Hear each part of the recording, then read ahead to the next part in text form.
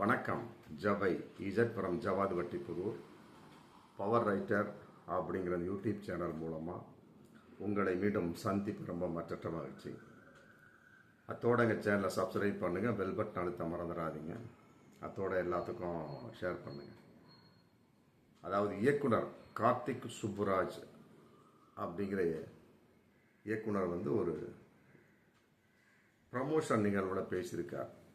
அதாவது சினிமாவை அழிக்க பார்க்கிறார்கள். எனக்கு தெரிந்த ஒரு குரூப் இருக்கிறாங்க, ஒரு குழு இருக்கிறாங்க. அவங்க சினிமாவை அழிக்க பார்க்குறாங்க, சினிமாவுக்கு போகிறதை தடுக்கிறாங்க. சிகரெட் பிடிப்பதை தடுப்பதை போன்று, மது அருந்துவதை தடுப்பதை போன்று சினிமாவுக்கு ஏன் போகிறீங்கன்னு கூட அதையும் தடுக்கிறாங்க. சினிமாவுக்கு போவது ஏன் தடுக்க வேண்டும்? என்ன சினிமா எதற்காக தடுக்கப்படக்கூடிய அளவுக்கு அதில் என்ன இருக்குது? இது ஏற்றுக்கொள்ள முடியாது. எப்படிப்பட்ட ஒரு படமாக இருந்தாலும் அதை ரசிகர்களிடம் விட்டுவிட வேண்டும். என்ன ஆண்டவன் பார்த்து கொள்வான் அப்படிங்கிற மாதிரி அவருடைய பேச்சு போகுது. பொதுவாக எங்கள் காலத்திலாம் 1980 70 சினிமானாலே டோட்டலாகவே எங்கள் பெரியவங்க அனுமதிக்கவே மாட்டாங்க. ஆமாம், எங்கப்பா போயிட்டு வந்தால் சினிமாவுக்கா தெரிஞ்சுன்னு வச்சுங்க, கையை காலை முறிச்சு எடுத்துருவாங்க. நாங்கள் எங்கள் அப்பா அம்மா பார்க்க சட்டை பாக்கெட்டில் இருந்து ஒரு 5 ரூபா அந்த அளவுக்கு திருடனாலே பெரிய விஷயம். அன்றைக்கி 50 பைசா போதும். 50 பைசா 25 பைசா தர டிக்கெட்டு, ₹1 பின்னால் சாய்ந்து உட்காரக்கூடிய ஒரு டிக்கெட்டு. பின்னால் ₹1 ஒரு டிக்கெட்டு வாங்கினார்னா அவர் பெரிய ஆள். அந்த நம்ம கிராமத்திலேயே அந்த மாதிரி காசை திருடிட்டு போய் டிக்கெட்டை வாங்கி பின்னால் உட்காந்து திருட்டுத்தனமாக பார்த்துட்டு வருவோம். இன்னும் சொல்ல போனால் சினிமா பார்ப்பதை எங்களுடைய அப்பா அம்மாவுக்கு மூத்தோர்களுக்கு யாராவது சொல்லிட்டான்னு வைங்க, அவ்வளோதான், முடிஞ்சு போச்சு. அன்றைக்கி சோறே கிடைக்காது. அதெல்லாம் இருந்திருக்கு. 1970 75 80 ரொம்ப ரொம்ப ஸ்ட்ரிக்கு. அதாவது சினிமா பார்ப்பதை ஒரு தீண்டத்தகாத ஒரு செயலாக பார்த்த ஒரு காலம். அந்த நேரத்தில் தான் சிவாஜி படம், எம்ஜிஆர் படம்லாம் பயங்கரமாக ரிலீஸ் ஆகி சக்க போட்டது. பெரியவங்க பார்ப்பாங்க. ஏன்னா அதில் சில காதல் சீன்ஸ், மற்ற சோர்ஸ் இதெல்லாம் இருக்கு இல்லையா? அதனால் சிறுவர்கள் கெட்டு போய் விடக்கூடாது என்பதற்காக. மற்றபடி சண்டை சச்சரவுலாம் இருக்கக்கூடிய சமயத்தில் அதை பார்த்து இவனுங்களும் கெட்டுறக்கூடாது. என்ன அவர்கள் காட்டுவது ஒரு கற்பனையின் வெளிப்பாடு. அதை சின்ன பசங்க புரிஞ்சுக்க முடியாது இல்லையா? அந்த மாதிரி புரிஞ்சுக்காதனால எம்ஜிஆர் வந்தார். அந்த மாதிரி புரிஞ்சுக்காதனால ஜெயலலிதா கடைசி வரை மதிக்கப்பட்டார். இல்லைன்னா எப்படி மதிப்பாங்க? ஒன்றுமே கிடையாது. நான் ஆணையிட்டால் டிஷ்ஷும் பாரு. ஒரு லேடிஸை 2 விளையாடுகளை கடத்திட்டு போயிட்டு இருப்பாங்க. திடீர்னு இப்படின்னு பார்ப்பாரு, இப்படியும் பார் எம்ஜிஆர் சல்லுன்னு அப்படி டிஷ்ஷும் பார். அவங்க கடத்திட்டு போயிட்டு இருக்கிறது ஒரு 2 கிலோமீட்டருக்கு மேலே இருக்கும். அது இங்கிருந்து எப்படி பார்க்குறாரு அப்படிங்கிறது தெரியல. இப்படின்னு பார்ப்பார் எம்ஜிஆர். உடனே டிஷ்ஷும் பார். அங்கே பார்த்தா நம்பியார் தான் இருப்பார், சண்டை வரும். இதெல்லாம் கற்பனையின் வெளிப்பாடு, அவ்வளோதான். இதை உண்மையாக நினைத்து கொள்ளக்கூட என்பதற்காகவும், மற்றபடி அந்த இடத்துல ஒரு செக்ஸாக தெரியும், மற்றபடி ஆபாசமாக தெரியும். சினிமா பாடல் அப்படிங்கிற கான்செப்டில் பல விதமான உடல் பாகங்கள் தெரியும், பெண்களோட உடல் பாகம். அதெல்லாம் பார்த்துட்டு அவங்க கெட்டுவிடக்கூடாது என்பதற்காக என்ன பண்ணாங்க, சினிமாவுக்கு போகக்கூடாதுப்பா.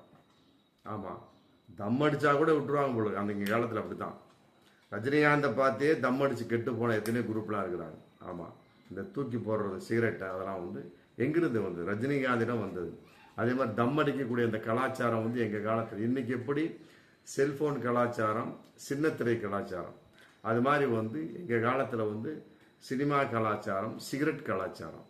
இன்றைக்கி எப்படி செல்ஃபோன் கலாச்சாரம் ப்ளஸ் மது கலாச்சாரம், இல்லை சின்னத்திரை கலாச்சாரம் சொல்கிறாங்க. அது மாதிரி எங்கள் காலத்தில் சினிமா கலாச்சாரம், சிகரெட் கலாச்சாரம். ஆமாம், இது இருக்கக்கூடிய இந்த சிகரெட்டுக்கு யார் காரணம்? மெயின் ரஜினிகாந்த் தான். அவர் வந்ததுக்கு பின்னால் தான் ரஜினிகாந்த் தான் தூக்கி போடுற மாதிரி பல பேர் பிடிப்பாங்க. அப்புறம் சுருளாக புகை விடுவாங்க. இதெல்லாம் எங்கிருந்து வந்தது? ஒன்றுமே கிடையாது. ரஜினிகாந்தினுடைய அந்த நடிப்பின் வெளிப்பாடு. அது உண்மையாக நம்பிட்டாங்க மக்கள். ஏப்பா பாருப்பா, ரஜினிகாந்த் விடுற மாதிரி விடுறேன், பாருப்பா ரஜினிகாந்த் இப்படிலாம் சிகரெட் பிடிக்கிறோம் அப்படின்னு அது உண்மையாக நினைத்தார்கள். இன்னைக்கு இருக்கிறாங்கல்ல பலவிதமான சினிமாக்களை பார்த்து விட்டு உண்மையாக நினைக்கக்கூடிய மக்கள் இன்னைக்கு இருக்கிறாங்க. எப்படி இதை எடுத்தாங்கன்னா யாரு பேசுறாங்களோ அதை நம்பி விடுகிறார்கள். ஆனா அன்னைக்கு அப்படி இல்லை. உண்மையாகவே எவ்வாறு எடுக்கப்படுவது நிறைய பேருக்கு தெரியாது. இன்னைக்காவது வந்து இப்படி இப்படி எடுக்கிறாங்க அப்படிங்கிற ஒரு பொது அறிவு வந்தாச்சு. அன்னைக்கு அப்படிலாம் கிடையாது. நாங்களாம் நினைச்சோம் சினிமாங்கிறது வந்து என்னமோ பெரிய இறக்குமதி செய்யப்படும், ஆண்டவனால் உருவாக்கப்படுவது. ஏன்னா அது ஏதோ புது வாழ்க்கை போல இருக்கு.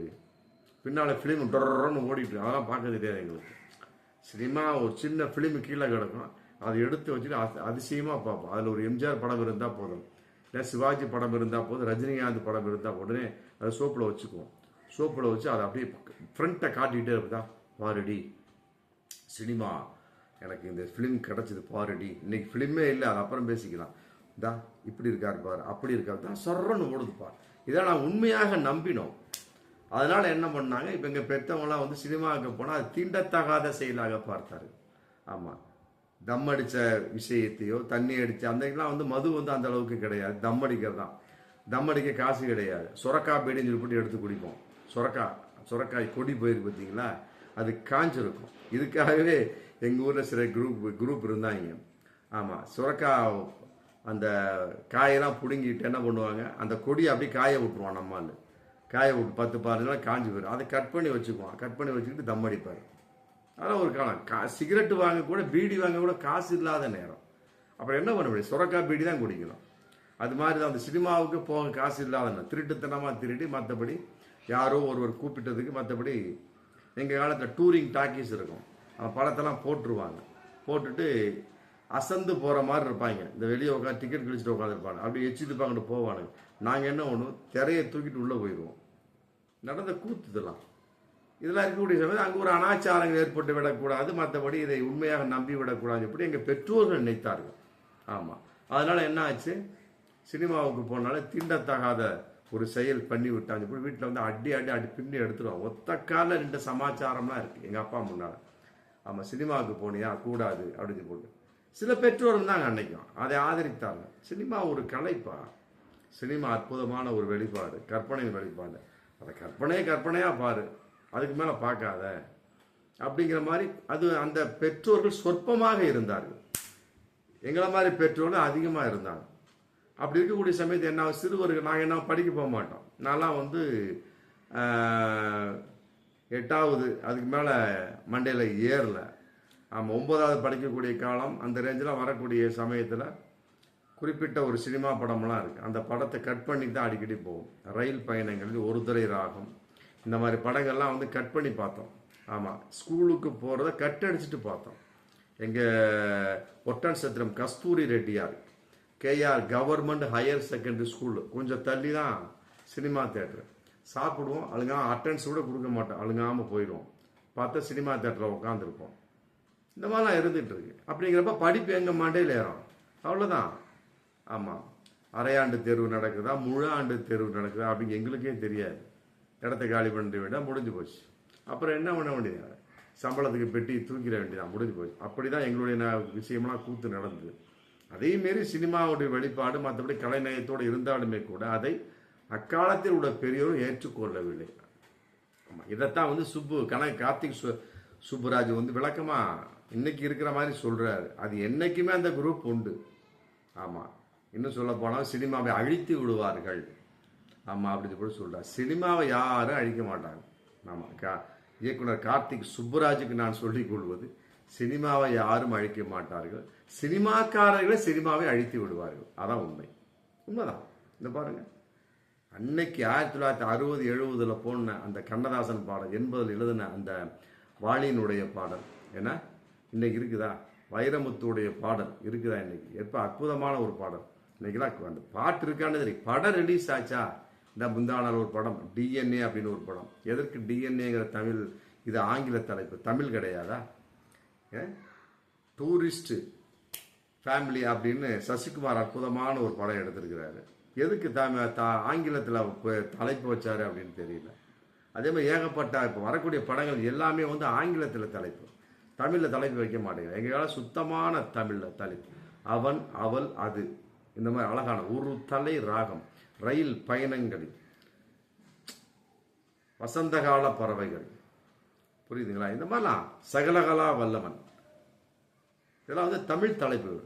ஆமாம், அந்த மாதிரி இருக்கக்கூடிய சமயம் ஏன்னா எல்லாமே வந்து இப்போ சமீபத்தில் ஒரு படம் மெட்ராஸ் மேட்னி சொல்லி போட்டு ஒரு படம், எங்கெல்லாம் பார்த்தா போஸ்டர் ஒட்டிக்கிறாங்க. பார்த்தா மெட்ராஸ் மேட் ஒரு எழுத்து கூட தமிழ் கிடையாது. இப்படி இருந்தால் அப்புறம் எப்படி சினிமா வாழும்? இல்லை அது என்ன மெட்ராஸ் மேட்னி டிஎன்ஏ, ஆமாம், மற்றபடி டூரிஸ்ட் ஃபேமிலி எல்லாமே தமிழ் படம் தான். எதுக்கு நீங்கள் ஆங்கிலத்தில் தலைப்பு வைக்கிறீங்க? அப்போ அந்த போஸ்டரை பார்க்குறேன், என்னத்தை பார்ப்போம், ஓ இங்கிலீஷ் படம் ரிலீஸ் ஆகிருக்கு போல இருக்கு. எங்கள் காலத்தில் அப்படி தான், இங்கிலீஷ் படம் ரிலீஸ் ஆகுதுன்னா உடனே கும்பல் கும்பலாக போயிடுவோம். ஆமாம், ஃப்ரைடே த 13th, அப்புறம் அந்த பேய் படம்லாம் நிறைய வரும். எல்லாமே இங்கே அது கரெக்டாக அந்த வெள்ளிக்கிழமை தான் போடுவான் தேட்டருக்காரன். புரியுதுங்களா? அதில் பலான படம்லாம் இருக்குது, அது வேறு கதை, அது தனி வீடியோ போட்டுக்கலாம். இருந்தாலுமே கூட விஷயம் பார்க்கக்கூடிய சமயத்தில் என்ன ஆகுது, அது தனி படம் இங்கிலீஷ்லாம் ஒட்டியிருப்பாங்க. இப்போ அப்படி இல்லை, தமிழ் சினிமாவே வந்து இங்கிலீஷ்லாம் போஸ்டர் ஓட்டுறான். அப்படிங்கிறப்ப தமிழ் எவ்வாறு வாழும்? கட்டாயமா சினிமாக்காரனே சினிமா அழித்து விடுவான். அதனால வந்து புதுசாக ஒருத்தர் வந்து அழிக்க வேண்டிய அவசியம். அதனால வந்து சினிமாவை வாழ வைக்க வேண்டுமா, சினிமா வாழ வேண்டுமா, சினிமாக்காரர்களை வாழ வைக்க முடியும். மக்கள் பார்த்துட்டு அவன் பாட்டுக்கு போயிடுவான், அவ்வளோதான். அதில் கதை, திரைக்கதை, வசனம், மற்றபடி இந்த காலத்தில் வந்து ஸ்க்ரீன் பிளே நல்லா இருக்குதுங்க. ஸ்க்ரீன் பிளே நல்லா இருக்குது, டைலாக் நல்லா இருக்குது, ஆனால் மற்றபடி நடிகர்கள் நடிப்பு கூட நல்லா இருக்குது. ஆனால் எந்த படத்தில் இசை இல்லை, பாடல்கள் இல்லை. இசையும் பாடல் இருந்தால் தான் வந்து ஒரு படம் வந்து காலத்தை வென்று அதை நிற்கும்.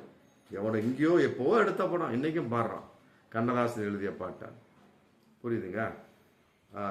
இது பரமசிவன் கழுத்திலிருந்து பாம்பு கேட்டது அப்படிங்கிறான், என்னைக்கே எழுதிய பாட்டு. தியாகராஜ பாவர் பாட்டை என்றைக்கும் பாடுறான், என்றைக்கும் மருதகாசி எழுதிய பாட்டை என்றைக்கும் பாடுறான். எப்போவோ வாய சித்த எம்ஜிஆர் பாடல் என்றைக்கும் பாடுறான். ஒரு கவிஞர் எழுதியிருப்பான் அதை.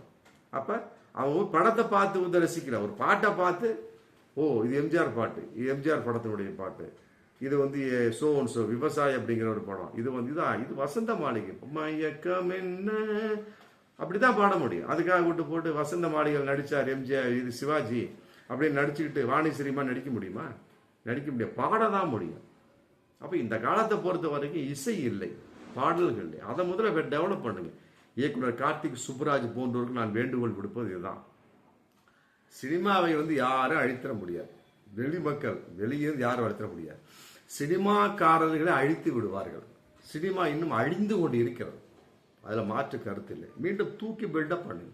கார்த்திக் சுப்புராஜ் போன்றவர்கள் நீங்கள் தூக்கி நிறுத்தணும். எவனோ ஒரு குரூப் இருக்கிறான், அவன் அழிக்க பார்க்குறாங்கலாம் வந்து ஏற்றுக்கொள்ள முடியாது. அவன் என்ன குரூப்பு, அவன் அழிக்க பார்க்குறான்னா அவன் சினிமா குரூப்பாக தான் இருப்பான். அதை கொஞ்சம் பாருங்கள். சினிமாவில் உள்ள வந்தால் சினிமாவில் அழிப்பான், மற்றபடி வந்து வேறு எங்கிருந்து வந்தும், ஆமாம், புதுசாக ஆகாயத்திலேருந்து புதிதாக வந்து யாரும் பறக்கும் தட்டில் வந்து அழிச்சிட முடியாது. அதனால் வந்து உங்கள் கையில் வந்து மக்கள் சினிமாவை கொடுத்து விட்டார்களா, நீங்கள் வந்து தூக்கி நிறுத்துங்க. ஆமாம், நல்ல திரைக்கதை வசனத்தை கொண்டு வாங்க, நல்ல படத்தை கொண்டு வாங்க, நல்ல பாடல்களை கொண்டாங்க, நல்ல இசையை கொண்டாங்க, மக்களை நிலை நிறுத்துங்க. இந்த இப்போல்லாம் சமீபத்தில் ஒரு படம் வச்சு பாருங்கள், ஒரு ஒன்றுக்கு விளங்காத ஏகப்பட்ட படங்கள். அந்த படங்கள்லாம் முக்கிய நட்சத்திரம் நடத்த படங்கள். ஏன் அந்த நட்சத்திரங்கள்லாம் அப்படிப்பட்ட படம் நடித்தாங்கன்னே தெரியல. அந்த மாதிரி இருக்கக்கூடிய சமயம் கட்டாயமாக சினிமா அழியும், சினிமா ஒழியும். ஆமாம், பாடலை முதல்ல கொண்டு வாங்க, இசையை கொண்டு வாங்க, அப்புறம் ஸ்க்ரீன் பிளே, டைலாக்ஸ் எல்லாத்தையும் கொண்டு வாங்க. கொண்டு வந்தீங்கன்னா கட்டாயமாக சினிமா வாழும், அழியவே அழியாது. பார்ப்போம் மீண்டும் அடுத்த வீடியோ. நன்றி.